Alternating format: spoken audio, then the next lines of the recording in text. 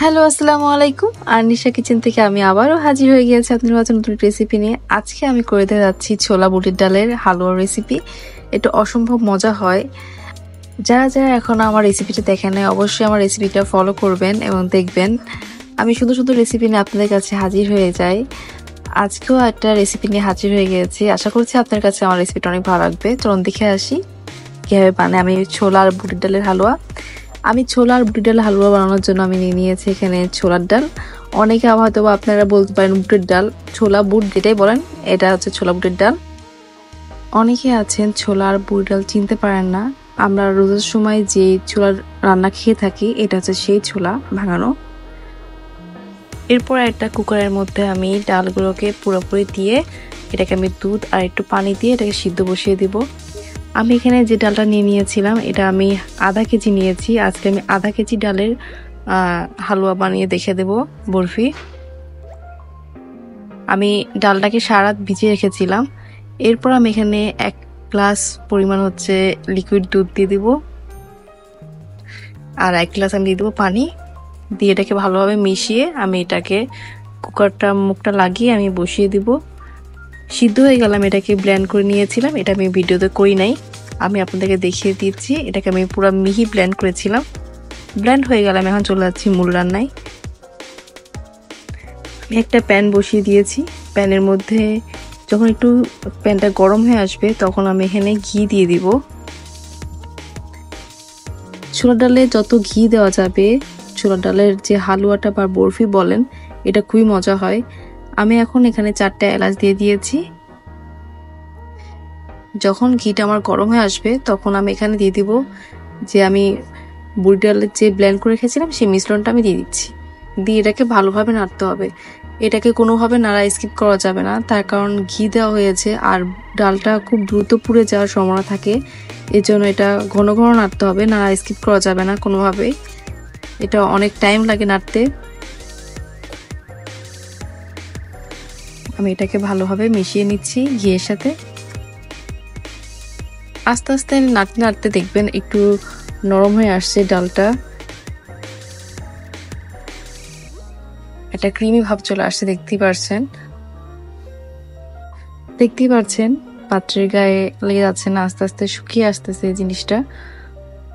এভাবে নাড়তে থাকতে হবে, কোনোভাবে নাড়া বন্ধ করা যাবে না। নাড়া বন্ধ করলে এটা লেগে যাওয়ার সম্ভাবনা থাকে, তখন পুড়ে গেলে এর টেস্টটা বাজে হয়ে যাবে।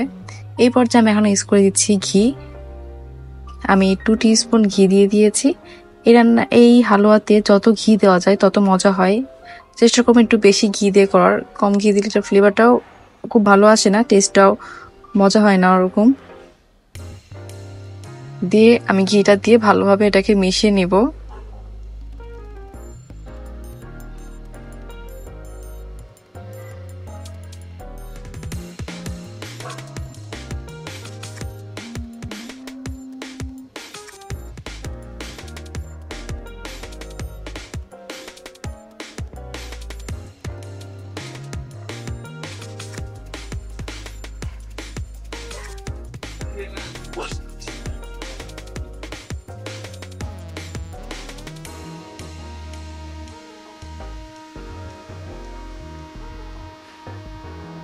এখন আমি এই চামচের 4 চামচ চিনি দেব।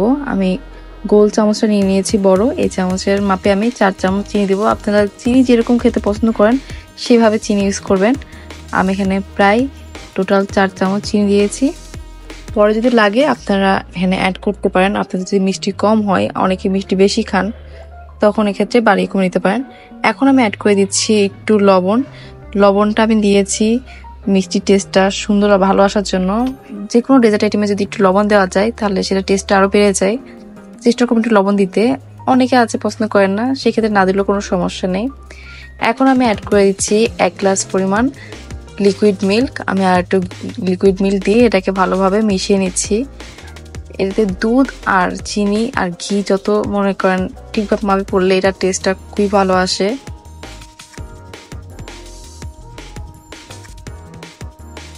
এটাকে একটু লিকুইড হয়ে গেছে, ভয় পাওয়ার কোনো কারণ নেই। এটা নাড়তে নাড়তে আপনি আবার একটা হালুয়ার একটা চলে আসবে।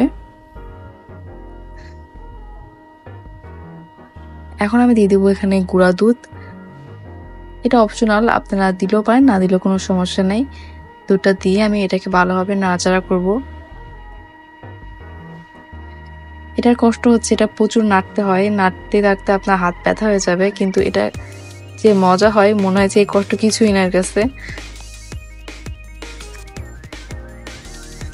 আমি এটা সরবরাহতে বানিয়েছিলাম, সেটা আজকে আপনার সাথে শেয়ার করছি। আশা করছি আমার রেসিপিটা আপনার কাছে খুবই ভালো লাগবে। যারা যারা এই হালুয়াটা পারেন না অবশ্যই আমার রেসিপি ফলো করে রান্না করবেন, আপনাদের রেসিপিটা অনেক ভালো হবে। এখনো দেখতে পাচ্ছেন একদম নরম নরম আছে। এটাকে আমি আস্তে আস্তে নাড়তে নাড়তে পুরোপুরি শুকিয়ে ফেলবো। আমার রান্নায় যদি কোনো কিছু বুঝতে অসুবিধা হয় অবশ্যই আমাকে জানাবেন, আমি আনসার দেওয়ার চেষ্টা করব। কোথাও যদি ভুল হয়ে থাকে আমাকে অবশ্যই কমেন্টে বলবেন, আমি সেটা ঠিক করার চেষ্টা করব। দেখতে পাচ্ছেন আমার হালুয়াটা শুকিয়ে আসছে। এই পর্যায়ে আমি আরো 2 টিস্পুন পরিমাণ মতন ঘি ইউজ করব।